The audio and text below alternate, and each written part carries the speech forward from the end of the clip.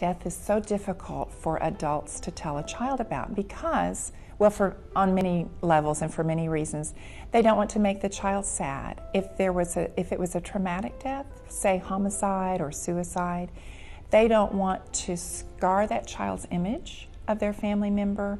So there are lots of reasons. We as adults don't always understand what happened either, and so we try to protect our children. They need to hear the word dead, and they need to hear the word died. When we say, we lost Grandpa last night, well, to a real concrete thinker, which our little kids are, then why don't you go find him, Or when I'm at Walmart and I get lost, what does that mean?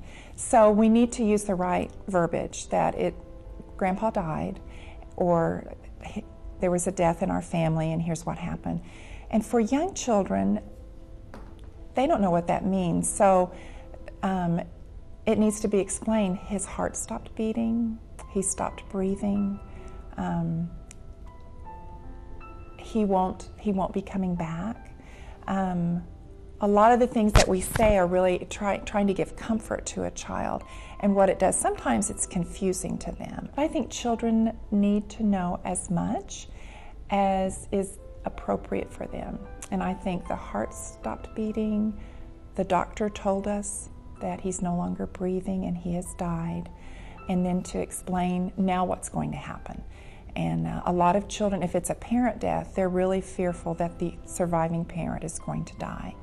And although you and I know as adults, we don't know how long our life is going to be, it's really okay to say to a child, but I'm here and I'm going to take care of you and you don't have to worry about me dying.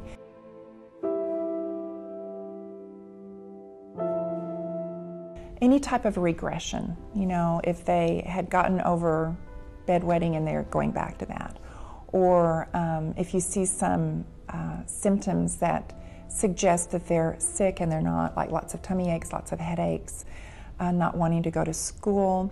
Sometimes children don't want to leave the surviving family members to go back to their routine of school. There's a fear, and so they cling. So I think if that continues for a long period of time, it would be good to seek help. Our teens, we really have to be careful of. If you begin to sense that there's some kind of an eating pattern change, or if their friends, their group of friends begins to change and you're not quite comfortable with who they're with, if they make any kind of reference to not wanting to live anymore, suicide, take it all very, very, very seriously and get immediate help. I think we've learned over the years that that's just not a cry for help, that many times it's serious, so we need to take it seriously. There is a grief expert who says that if a child is old enough to love, he's old enough to grieve. And so I think that's a family decision, Sometimes an elementary school age child, they can make that decision for themselves if they're told exactly what's going to happen. Here's what's going to happen, here's what it's going to look like. People will probably be crying, there'll be music, there'll be this. Do you want to go? With the younger children, I just really think it depends on the family. I think it's really okay to take a young child to a funeral. I think you don't want to do anything that would disturb other people from their mourning, so a crying baby is probably not appropriate. But in that child's memory bank, they will remember, yes, I was part of that time of remembering and celebrating their life. And some parents choose to send a child away, and so they miss everything. And so when they come back, it's as if nothing happened. And I think that's unfair to them. I think they need to be somehow a part of the ceremony, the ritual that goes along with it. And if parents don't feel comfortable taking them to the funeral, that's fine, but they need to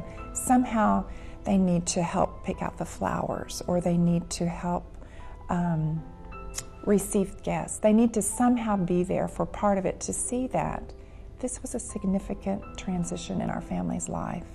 And here are some of the rituals that we go through.